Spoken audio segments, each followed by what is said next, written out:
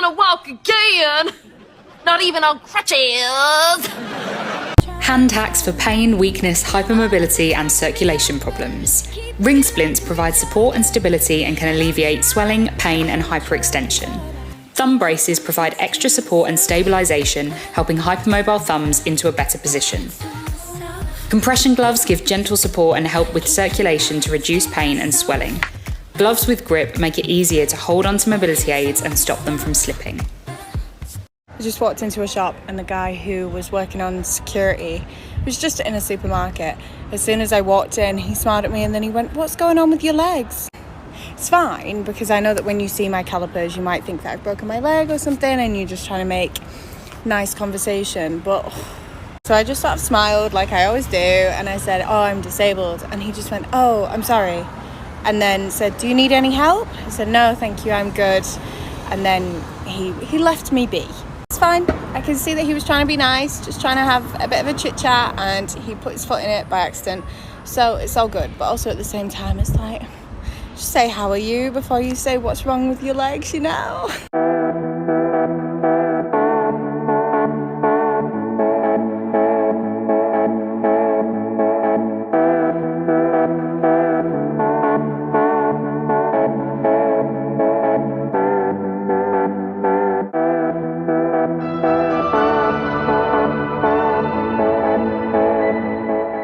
Here are some times that I've been discriminated against as a blind man due to poor staff training. I was kicked out of a pub for looking too drunk after I'd tripped up some stairs. I'd had one drink and tripped up the step because obviously I couldn't see it. Yes, I did have this with me. I was removed from a gym for staring at a woman while she did her exercises. I was making her uncomfortable. Both her and the gym worker saw my cane, but again, I was removed. I was nearly denied entry into a bar because I was holding onto my friend's arm. They presumed that I was too intoxicated when actually they were just guiding me. These guys did eventually realise that I was actually blind and were pretty embarrassed. In school, I was removed by a substitute teacher in a lesson because I asked for the work to be put on my laptop rather than on a sheet of paper because obviously I cannot read. He thought that I was taking the mick out of disabled people and I got removed. Normally I would have had a teaching assistant with me, but on that day unfortunately they weren't there. I think it did land him in a bit of hot water. And once in a coffee shop, after asking for some assistance to find the table, I was forcefully grabbed by my t-shirt and dragged to the table because the person didn't know how to guide blind people. This was actually really embarrassing for me.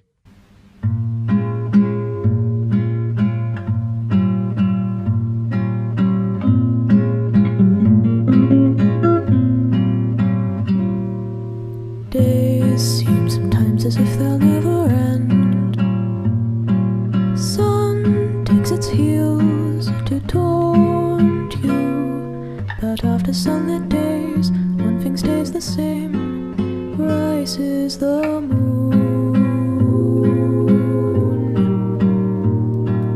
Days fade into a watercolor blur. Memories swim and haunt you, but look into the lake, shimmering like smoke. Rises the moon.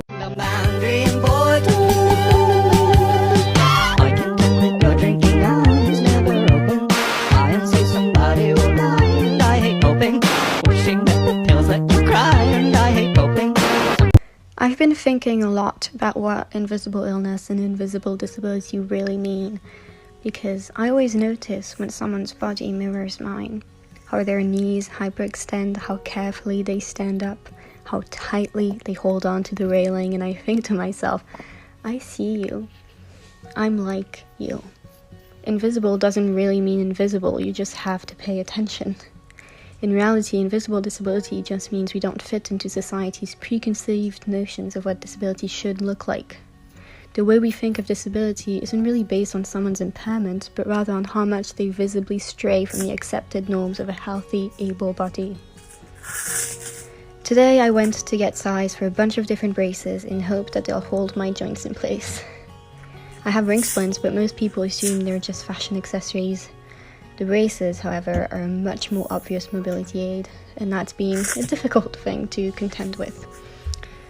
They feel like a physical manifestation of my illness, of my pain, and especially of its lack of a cure. But at least I'm not alone in it, and that helps a lot. So if you need mobility aids, use them. You deserve it. Oh, bro, you're deaf? Let me know if I'm saying anything in sign language.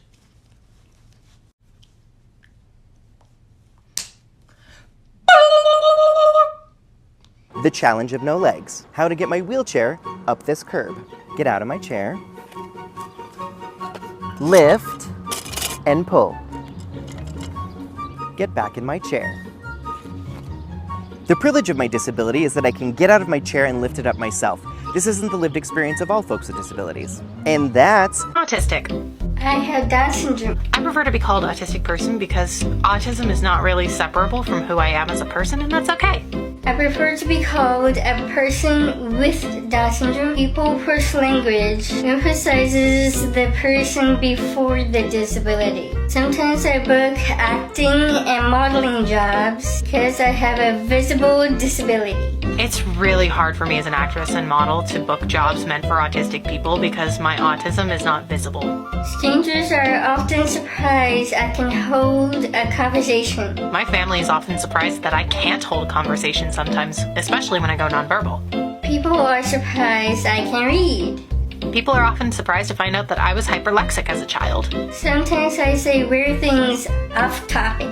Sometimes I say things that I think were on topic, but turns out the topic was actually something subtextual that I completely didn't understand. I'm an extrovert and I love going to big parties with a bunch of strangers. I'm an extrovert too, but sometimes I get nervous at parties, especially when there's loud music and I don't really know a lot of people.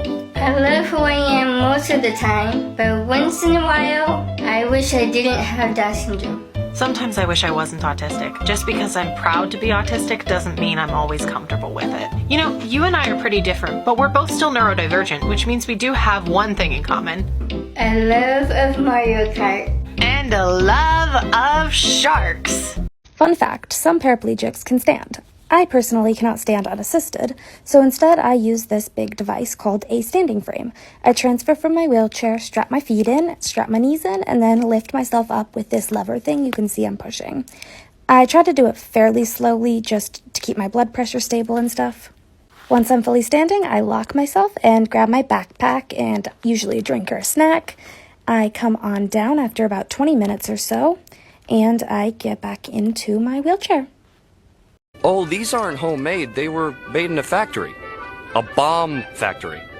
They're bombs. Stop infantilizing disabled people. Not everyone who is a wheelchair user is paralyzed. You, as a person that has gotten to a point where it's hard for you to stand, you want your adult stroller? This clip implied that ambulatory wheelchair users are often choosing to use a wheelchair instead of just powering through. This is not the case. While powering through might be an option for some people, and again, not all, this will not last and will be detrimental to the person's body. Clips like these often imply that someone's disability or chronic illnesses are their own fault, and this is absolutely not the case. Disabled people deserve not to be judged for their access needs. Get ready with me with my ring splints and wrist braces. So for why I'm wearing 2 braces, this usually only happens to one wrist, but basically as a symptom of some of my conditions, my wrist just goes super limp like this. Sometimes it causes me to not really move my fingers, but if it's placed higher up like this, I can still move them. But the problem is I can't like hold it up there. So this brace is kind of used to just hold it. But anyway, it usually only happens to one wrist, happening to both right now. I wanted to do my makeup today, so I'm just gonna work with what I got. I'm gonna start by putting on a little bit of BB cream. I think this is BB cream. I'm taking my little sponge to blend this out. My temperature regulation issues are kicking in, so if you notice my face is a little red, that's probably why. Also, my birthday is coming up on April 28th, so I'm hoping that this hand situation will be a little better by then. I feel like I'm nearing the end of it, so I'm gonna stay with that thought and hope for the best. Either way, I'm gonna try to make the most of it and just do what I can. I'm pretty used to having this stuff all the time, so it's still gonna be fine. Now I'm just setting my under eyes with a little bit of this powder and this beauty blender powder puff thing. Now for the harder part, I'm doing mascara. This is probably gonna take me a while, so I'll come back when I'm done with this. Okay, I'm done with the mascara portion. Definitely took a little bit, so I'm gonna move on to putting on some highlighter.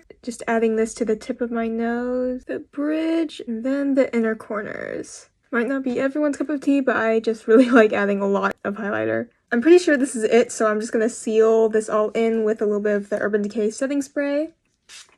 I can't move my wrist super well to fan my face, so I'm using just like my whole arm movement. Okay, I think this is the finished product. Honestly, not bad for the everything. But anyway, I'm just gonna let my hands rest now and hopefully get better by the time of my birthday.